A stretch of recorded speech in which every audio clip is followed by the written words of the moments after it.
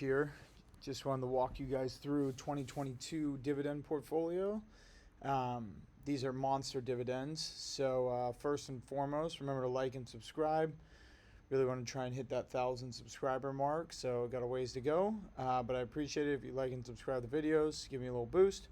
So let me walk you through this portfolio here. So if you take a look, the whole goal of this portfolio is to maximize dividends and minimize risk.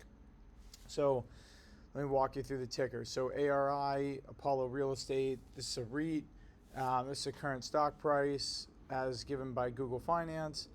And then this is about 6% of the portfolio. I have different allocations to each. You guys can take a look at how I allocate. 6% because it's a REIT. And it's paying about a 10% dividend, which, like I said, these are massive dividends.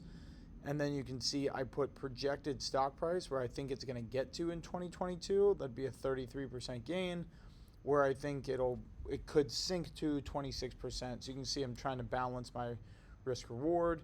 Here I'm looking at an average of a 41% return, as outsized by 2, which I'll talk about in a little bit, and then a negative 21% return on the risk side. And that those returns there do not factor in the extra 10% cash flow, right? We're trying to maximize cash flow and have these positions pay us cash rather than trying to pick growth stocks, picking stocks that are stable, that are paying us cash. Then CEQP, this is a natural gas play. Natural gas has been going up with oil. So this one, again, pays off a 9% dividend and also I think has 30% upside. Chimera, CIM, another REIT. This one's pretty heavily loved. Whenever I see the market sell off, I notice this one get bought. It is one of the lower dividend positions, but still a decent dividend there, a big dividend at 8%. This next one's one of my favorites, not only because of the 15, almost 16% dividend, but because it is in a great buy position right now at this $50 mark. There's another video up on my channel that talks about it if you want to take a look. This is the largest holding almost in the portfolio here, as I have it laid out, projected to go up 50%. This is a recent 52-week high, so it's doable. It's been there before, and I have it at 0 loss. 50 is where I expect it to be. There you can see there's a floor in for this stock. God willing, there's support right there. MFA, this is another REIT, kind of. These are like mortgage REITs.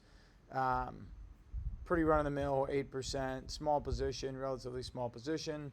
Just some diversification there, but a big 68% gain. That's the largest gain other than 2 here again. And that's back up to the pre-COVID high. This is Oxford Lane Capital, OXLC. This is a little riskier, smaller position. Does pay off a 10, almost 11% dividend. That's a separate fund, right? So it's an actively managed fund. Just spreading money around, diversifying. PCF, this is a closed-end fund. Some people hate those. I don't mind them. They usually pay off large dividends. Again, 10%, 10.9, 7% position. And then another massive position, the largest position allocation, I think, will be PDI, which is PIMCO Dynamic Income. PIMCO is a legendary money manager. And they typically are bond traders. This thing's throwing off about 10% right now. It's also trading at about 2 to 3% of NAV, net asset value, which means which is the equivalent of like book value for closed-end funds. So you would definitely want to take a look at this one. Could be bought now. Still a 28% upside to pre-COVID highs as well. A pretty low downside because I'm setting it right at about that book value. And then QYLD, this is actually a fascinating fund that tracks the NASDAQ but sells covered calls against the NASDAQ positions to generate that monster 12% dividend. Pretty cool strategy. 4% there. I could see myself growing this depending on how the NASDAQ plays out with the interest rates going up. If the NASDAQ comes down, I may buy more of this. And that dividend keeps rising, might get better pricing on it to gain that income stream. Again, this is not about price growth. This is about price stability and gaining that income stream and dividend. RCS, this is a global PIMCO fund. This is also a large holding and only pays about a 9% dividend. This is a little higher on the NAV side, on the premium to NAV, so might want to wait if you want to buy into this a little heavier, which I'm doing right now. Two Harbors. This is another REIT. This thing has it's struggled. It's been up over $7. Lower dollar price point stock, does pay a massive 11%. This is a quarterly dividend. This thing has been the whole way up to 15, so you could see a massive rise on this if it gets there, if they can turn the ship around.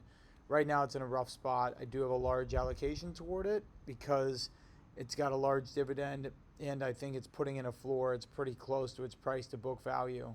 So I think it's a decent spot to be buying, but you do have to watch the trend on this as it's downward now. XYLD is just like QYLD, except this is the whole global market. Again, selling covered calls against to produce the 10%. Trying to build those two positions, QYLD, XYLD. They have nice trends on their charts, and I like the strategy. So anyway, guys, I hope this helps. 2022 dividend portfolio that pays off that monster 10.68% dividend.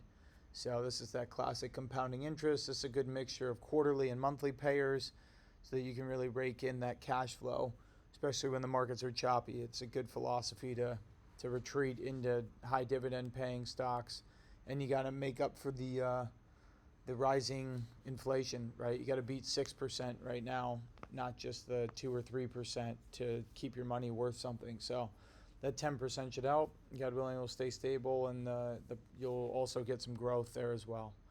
So I hope this helps, guys. Remember to like and subscribe. Enjoy the day. God bless.